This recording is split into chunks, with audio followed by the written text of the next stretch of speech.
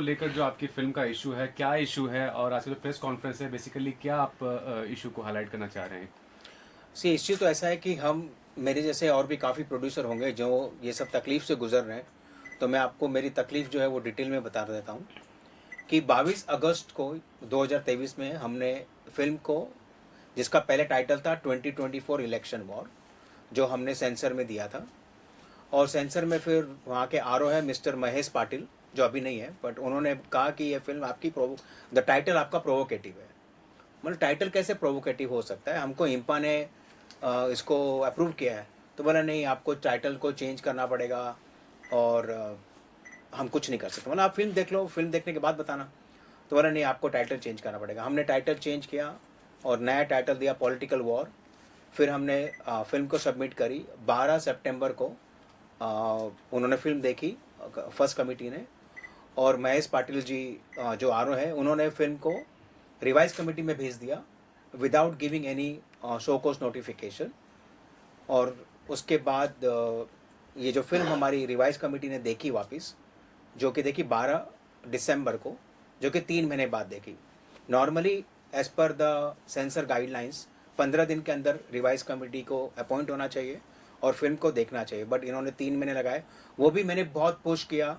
मैं यहाँ नहीं रहता हूँ, जब मैं आप लोग को पहले बता दूँ कि मैं अमेरिका में रहता हूँ और मैं यहाँ पर आया था, काफ़ी देर रुका था जब पहले फिल्म थी। उसके बाद मैं चला गया वापस। मैं उनको रोज़ वहाँ से फ़ोन करता था। उसके बाद कैसे भी करके इन्होंने 12 दिसंबर की डेट दी। 12 दिसंबर को उन्होंने फिल्म देखने के बाद, कम से कम 10 लोग थे, लेकिन उस दिन भी हमको कोई डिसीज़न नहीं दिया गया। बोले कि हम आपको बाद में बताएंगे। बोले कितनी देर के बाद बताओगे? बोले 1-2 दिन में बता देंगे। वो 1-2 दिन का 8 हो गया। फिर मैं दिसंबर 20 को मैं वापस गया सेंसर बोर्ड में। फिर वहाँ के जो नए आर ओ जिन्होंने फिल्म देखी थी, उनका नाम है सैयद हसमी, राबी हसमी, सैयद राबी हसमी उनका नाम है। जिन्होंने फ़िल्म देखी थी, उन्होंने कहा मैं आपको 2 दिन में बता दूंगा। नहीं बताया। फिर मैं जब 20 तारीख को उनके पास गया, उनसे मेरी बात हुई, उन्होंने मुझे टाइम दिया। काफ़ी देर में वेट करा, कम से कम 2-3 घंटे वेट करता रहा। फिर उसके बाद उन्होंने मुझे अपने ऑफिस में बुलाया, मेरे साथ में मीटिंग करी। उन्होंने कहा कि आपकी जो अभी रिपोर्ट है वो हमने अभी चेयरमैन प्रसून जोशी जी को दी है। मतलब प्रसून जोशी जी को चेयर, मतलब कब तक बताएंगे? मतलब 1-2 दिन में बताएंगे। मतलब 1-2 दिन? आपका 1-2 दिन कभी आता ही नहीं है। लास्ट टाइम भी आपने कहा कि हम 2 दिन में बताएंगे, आज 8 दिन हो गया। आपको कुछ टाइमलाइन करनी चाहिए। मैं अमेरिका से यहाँ के बैठा हूँ, मैंने मेरी मेरी फैमिली लाइफ सेक्रीफाइस हो रही है, मेरा बिजनेस जो दूसरा है वो सेक्रीफाइस हो रहा है, और यहाँ पर मैं बैठा हूँ, इतने खर्चे हो रहे हैं। उसका कौन जिम्मेदार कौन है? कोई टाइमलाइन आप बता दो। तो बोला मैं आपका इसका जवाब नहीं दे सकता हूँ। अगर आपको हमारे से कोई प्रॉब्लम है तो आप हमारे खिलाफ कंप्लेन कर दो। मैंने कहा सर मैं यहाँ कंप्लेन करने नहीं आया हूँ, मेरे को इसको जो प्रॉब्लम है इसको सॉर्ट आउट करना है। तो बोला हम कोशिश करेंगे, आपको बताएंगे। ये 20 दिसंबर की बात है। फिर 2 दिन के बाद उन्होंने हमारी फिल्म को रिजेक्ट कर दिया। कोई कट नहीं बताया, कोई एडिट नहीं बताया। और 22 दिसंबर को हमारे पोर्टल पे आ गया।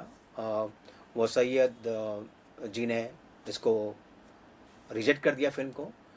और मैं तो जब जब मैंने पोर्टल पे रिपोर्ट देखी तो आई वॉज वेरी शॉक्ड। मतलब ये क्या हो गया अचानक? कोई कट नहीं दिया, कुछ एडिट नहीं दिया। और मतलब इतनी वाहियात फिल्में हैं, काफ़ी फिल्में, जैसे एनिमल की बात करो तो उसमें सिर्फ और सिर्फ वायलेंस बताया गया है, महिलाओं के प्रति अत्याचार बताया गया है। ऐसी फिल्में को आप अप्रूव कर देते हो। आदि पुरुष जैसी फिल्मों को अप्रूव कर देते हो, जिसमें डायलॉग का कोई ठिकाना नहीं है। मतलब आप क्या, हमारी भारत की संस्कृति, हमारी भारत की सभ्यता को आप नष्ट करने की कोशिश कर रहे हो, और उसको सेंसर बोर्ड अप्रूव कर रहा है। अभी जो प्रेमानंद जी महाराज थे, मोहन भागवत जी भी ने उनको सुना, आई थिंक मोदी जी ने भी सुना उनको, हमारे जो प्राइम मिनिस्टर है, उन्होंने भी यही बात की कि हमारी जो युवा पीढ़ी है वो सिर्फ हिंसा के प्रति आकर्षित हो रही है। बट ये कहाँ से आ रही है आकर्षित? वो कहाँ से हो रहे हैं? ये फिल्मों के जरिए हो रहे हैं। अभी ये SLR फिल्म भी है, उसमें भी वायलेंस बताया गया है। आप लोग, मेरा सेंसर बोर्ड से ये गुजारिश है कि आप लोग कैसे ये फिल्म को अप्रूव करते हो? कैसे अप्रूव करते हो? क्या आपकी क्या गाइडलाइंस है? क्या चाहते हो? आपकी युवा पीढ़ी ख़त्म हो जाए, सिर्फ वायलेंस करे, एक दूसरे से झगड़ा करे, एक दूसरे को मारे? क्या हो रहा है? एक मैंने मीम देखा था, वो अपना एक डैड अपने बेटे के लिए बोल रहा है कि मेरे बेटे ने कल एनिमल फिल्म देखी और वो आज मैं उसको जेल से छुड़ाने जा रहा हूँ। इसका मतलब क्या है? उसने कुछ क्राइम किया है? क्योंकि उसके लिए तो मेरा हीरो क्राइम कर सकता तो मैं भी कर सकता हूँ। तो ऐसी फिल्मों को आप अप्रूव कर रहे हो। मेरा एक स्पेशल रिक्वेस्ट है आप लोगों के चैनल के माध्यम से हमारे प्राइम मिनिस्टर श्री नरेंद्र मोदी जी से कि सर आप ये फिल्म इंडस्ट्री के ऊपर बहुत ध्यान दें। फिल्म के ज़रिए काफ़ी लोग आकर्षित होते हैं, काफ़ी लोग प्रभावित होते हैं, और इसके ऊपर जो मेरा ओपिनियन है आपका ध्यान नहीं है। यहाँ के जो लोग हैं, आपके जो ऑफिसर्स हैं, बॉम्बे ऑफिस का तो एकदम ही हालत ख़राब है, उसमें आए दिन ऑफिसर चेंज हो रहे हैं। प्रसून जोशी जी का मुझे पता नहीं उनके पास टाइम है कि नहीं है, क्योंकि वो ना तो कोई ईमेल का जवाब देते हैं, ना वो कोई फ़ोन का जवाब देते हैं, और मैं कम से कम 8-10 बार ऑफिस गया हूँ, वो कभी भी वहाँ होते ही नहीं है। तो कौन काम कर रहा है? आपको जब से आप प्राइम मिनिस्टर बने हो, आज 9 साल से ज़्यादा हो गया है, आपने एक भी छुट्टी नहीं ली है। और लेकिन आपके डिपार्टमेंट वाले क्या कर रहे हैं? आपके लोग क्या कर रहे हैं? जिनको आपने पोजीशन दे रखी, वो उनके पास टाइम ही नहीं है, वो काम ही नहीं कर रहे हैं। कैसे हो रहा है? मैं यहाँ नहीं रहता हूँ, लेकिन मैं भारतीय के प्रति, हमारे जनता के लिए मैं कुछ करना चाहता हूँ, भारत के लिए कुछ करना चाहता हूँ। लेकिन अगर ऐसे मुझे सपोर्ट मिलेगा, और हमारी जो फ़िल्में हैं, ये फ़िल्म को हम वासुदेव कुटुंबकम का जैसा मैसेज देना चाहते हैं। हम चाहते हैं कि कोई भी जातिवाद आपस में झगड़ा ना करे, मिल-जुल के रहें। और हमने फ़िल्म में ये दिखाया कि जो बाहरी ताकतें हैं, जो हमारी विदेशी जो एक्सटर्नल पावर है, वो कैसे हमारे भारत को तोड़ने की कोशिश कर रहे हैं, वो हमने दिखाया विद द हेल्प ऑफ जो भ्रष्ट नेता जो होते हैं, वो भी कैसे हेल्प करते हैं ये विदेशी ताकतों के एजेंडा को। उसमें हमने दिखाया, और एट द एंड हमने यही दिखाया कि आप लोग आपस में मिल के रहो।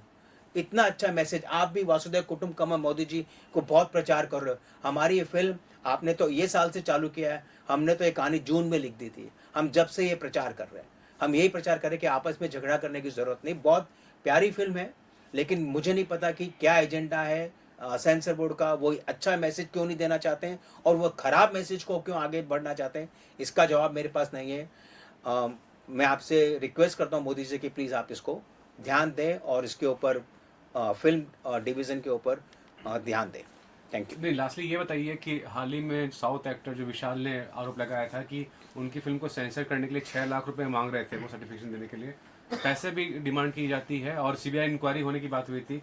ये बताइए, पैसे को लेन देन की कुछ बात हुई कि हाँ अगर पैसे आप देते हैं तो हम आपका काम कर देंगे, ड्राइव इशू है? नहीं, देखो मैं गलत इन्फॉर्मेशन दूंगा अगर ऐसे में बात है तो नहीं, बट एजेंट लोग आते हैं बीच बीच में। कोई मेरे को कोई ऑफिसर ने किसी ने भी ये बात नहीं करी, पैसे की बात किसी से भी नहीं हुई, ना मैंने खुद किसी को ऑफर दिया, ना मुझे किसी ने डिमांड करी पैसे की। बट डेफिनेटली क्या हो रहा है नहीं पता, अभी क्या प्रूफ निकलता है क्या प्रूफ नहीं निकलता कुछ पता नहीं है।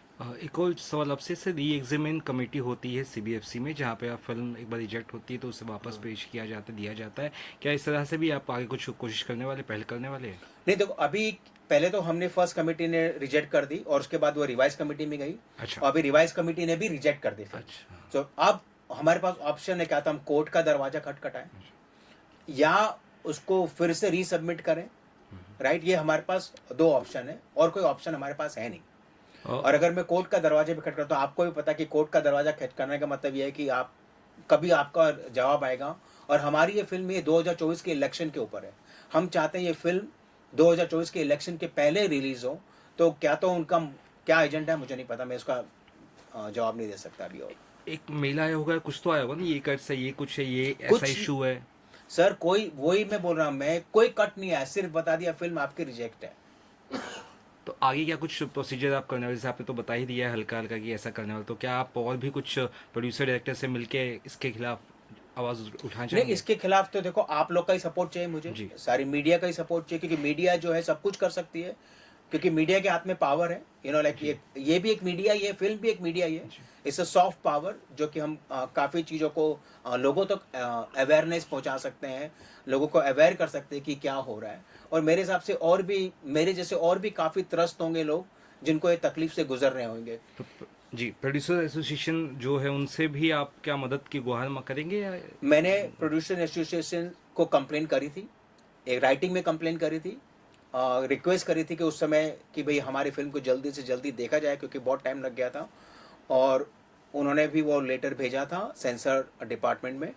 अब कहीं को अभी कंप्लेन करोगे फिर से सब खुलेगा, मुझे नहीं पता कब तक होगा। कि अभी हमको तो ये सोचना है कि ये फिल्म को हम कैसे लोगों तक पहुंचाएं। हमारा मेन मकसद ये है कि लोग ये फिल्म देखें तो वो जज करें कि ये फिल्म रिजेक्ट होनी चाहिए थी कि नहीं होनी चाहिए थी। लेकिन सीधी सी बात है, अभी जैसे कि इसको आप शोकेस नहीं कर पाएंगे, दिखा नहीं पाएंगे जब तक इसको सर्टिफिकेशन नहीं मिलेगा, तो ये कितना डिफिकल्ट है एक नए इंडिपेंडेंट डायरेक्टर प्रोड्यूसर्स के लिए कि वो फिल्में बनाए उसके बाद फिल्में उनकी इस तरह के रिजेक्ट होती है, तो कैसे बडिंग फिल्म मेकर्स को आगे चांस मिलेगा, क्या लगता है सर? नहीं, देखो यही तो सबसे बड़ा मुद्दा है कि जो छोटे प्रोड्यूसर होते हैं हमारे जैसे इंडिपेंडेंट फिल्म मेकर जो होते हैं, उनकी फिल्मों को ही ज़्यादातर मुझे ऐसा लगता है, एज पर माई ओपिनियन, कि रोका जाता है। क्या है उनके दिमाग में, कि कौन है उनके पीछे, क्या ये माफिया है कि क्या है, बॉलीवुड माफिया जो बोलते हैं वो सच है कि झूठ है, पता नहीं है। बट बॉटम लाइन ये है कि फिल्में हमारी रुकी है, फिल्म में हम अच्छा मैसेज देना चाहते हैं और उसको फिर भी रोका गया है।